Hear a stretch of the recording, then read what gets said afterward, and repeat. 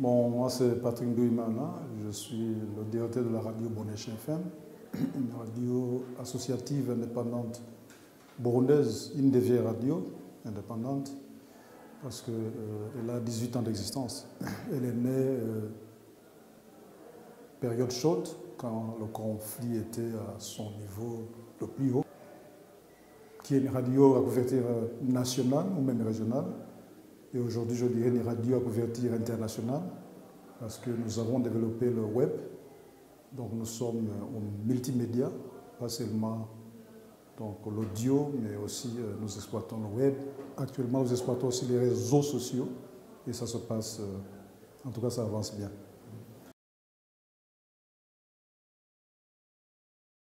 Bon, c'est d'abord une question de principe et de conviction. Parmi nos missions, si vous lisez bien les statuts de la radio, nous faisons la promotion et la défense des valeurs démocratiques, tout ce qui est promotion de la gouvernance, défense des droits de l'homme, pluralisme d'opinion. Donc c'est pourquoi dans nos journaux, il y a une diversification de sujets. Et d'ailleurs, les rapports de monitoring de l'Observatoire de la presse du Burundi, depuis, je pense, 2012, Bonécha se classe première dans la diversification des sujets, même le volume des sujets traités. C'est vrai, on avait encore un problème au niveau de la qualité journalistique, parce qu'avec des journalistes, un personnel jeune, qui a toujours besoin d'être formé, mais aussi d'autres meilleurs journalistes qui partent ailleurs. Nous avons aussi souffert grâce au départ, donc il fallait chaque fois remplacer et renouveler l'équipe. Sinon, depuis qu'il y a eu une multiplication des formations, surtout des formations in situ, on voit qu'il y a des progrès. Je vous dirais par exemple avec le rapport de monitoring de l'OPEP depuis le mois d'avril, nous nous classons non seulement au niveau quantitatif, mais aussi au niveau qualitatif, ce qui est un bon progrès. Mais aussi, il y a, je dirais, les journalistes qui sont toujours à l'écoute de ce que les dirigeants, c'est-à-dire moi-même, la direction, souvent je donne des propositions.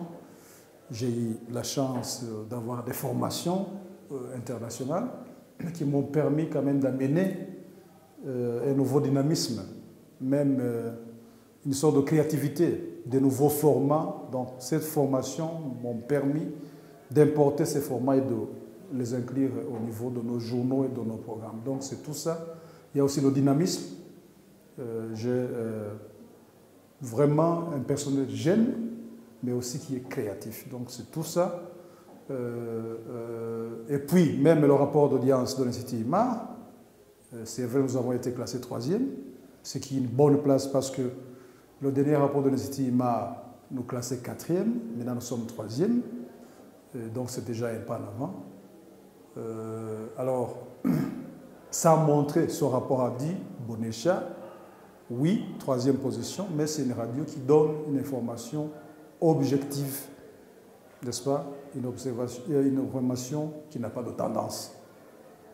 Donc c'est déjà des atouts qu'il faut exploiter dans l'avenir.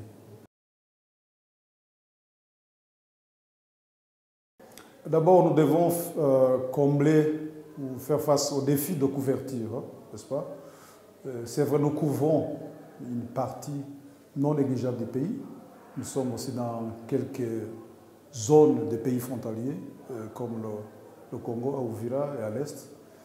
Tout à l'heure, j'écoutais les infos de Bonécha sur mon téléphone portable, le journal de Midi 45. Mais il y a encore des problèmes. Donc, priorité numéro 1, c'est vraiment couvrir largement le pays. Et nous avons la chance, par exemple, Bonécha avec les autres radios du pays, surtout les radios privées. Nous venons d'avoir un appui financier et technique de la part des Pays-Bas à travers la Benevolentia.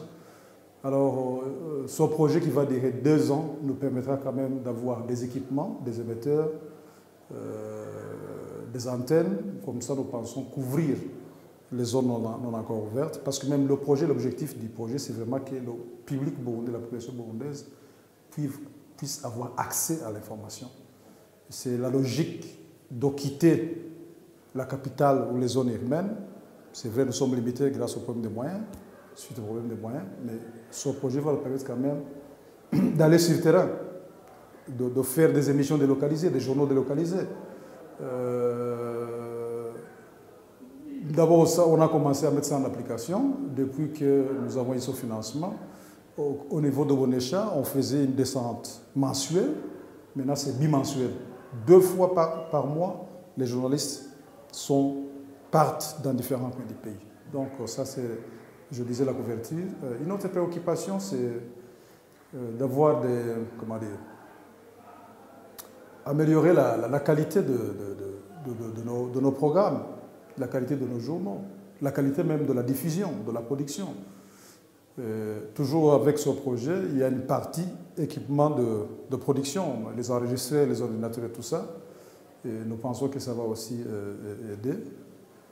Mais aussi, j'ai souligné la qualité de nos programmes, du contenu. Et nous pensons bien, d'abord, ce projet aussi le facilite, parce que nous avons eu des coachs qui visitent régulièrement notre rédaction, qui donnent des conseils à travers les informations in situ. D'ailleurs, je pense que c'est le résultat immédiat de ce coaching in situ, parce que depuis le mois d'avril, je vous disais, Bonécha est maintenant sur classe première parmi les médias, les radios monitorés par l'OPER, au niveau quantitatif et au niveau qualitatif. L'autre priorité, c'est vraiment avoir une autonomie. Nous sommes en train d'imaginer tout ce qui est possible pour avoir une autonomie financière, de participer dans les appels à propositions. Nous avons créé à l'interne une équipe qui est chargée de rédiger les projets, donc nous concourons avec les autres. Et d'ailleurs, moi je suis content.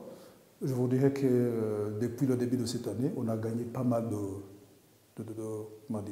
d'appels à propositions que nous sommes en train d'exécuter. Donc c'est ce souci d'avoir une autonomie financière. C'est difficile, certes, suite au contexte socio-économique du pays, mais moi je suis parmi les gens qui croient qu'une fois le Burundi consolider la stabilité, la paix, la démocratie, une fois gagner le pari d'avoir une bonne gouvernance, la transparence au niveau du business, moi je suis parmi les gens qui disent si nous avons des investissements étrangers directs au pays, des gens qui vont amener des capitaux au pays, qui vont ouvrir des entreprises au pays, c'est là où ça sera une piste pour résoudre la question de la précarité financière qui a été même évoquée dans les différentes présentations des consultants. Souvent, je donne des propositions et je suis content quand je les partage avec les collègues, ils les acceptent.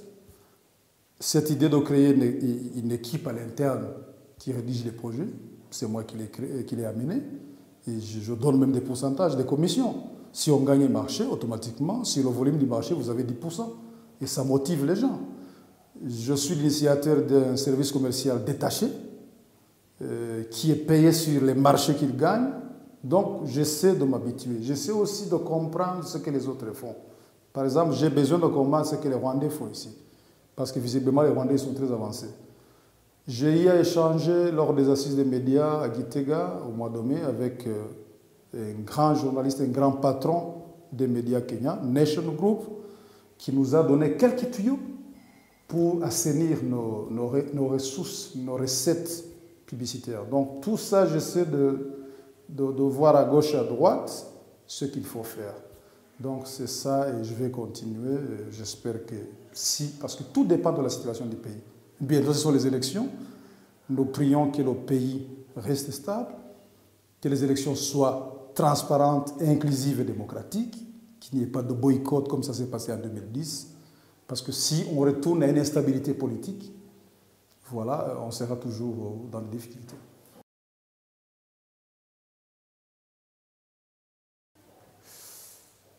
Mon rêve, c'est de voir Bonécha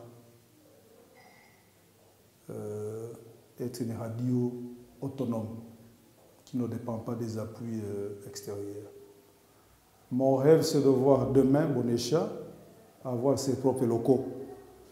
Je suis parmi les gens qui échangent avec les autres responsables des médias. Qu'est-ce qu'il nous faut, par exemple, pour avoir ce qu'on appelle Media House, notre propre infrastructure? Quelles sont les stratégies? J'ai besoin vraiment qu'on nous fasse une étude de faisabilité. Comment, par exemple, Bonécha peut se mettre ensemble avec RPA, Isanganiro, Renaissance et Iwachu, chercher, je ne sais pas moi, des crédits ou quoi, et avoir notre propre building.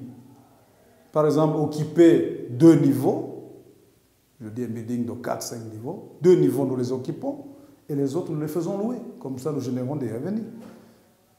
Est-ce qu'on va y parvenir? Il faut rêver, je pense qu'on va y arriver. Principalement, c'est ça.